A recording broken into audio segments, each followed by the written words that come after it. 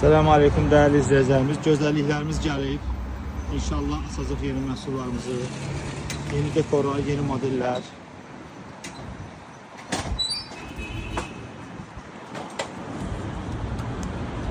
İsimlərdən bu gözəlliyə baxın. Bəh. Bitmişli yenidən gəldi.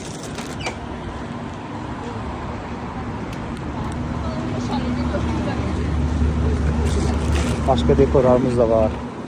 Sade model isteyen müşterilerimiz için bakın. Sade. Kızılı dekorlu. Sonra su üstə çanlarımız da gəlir.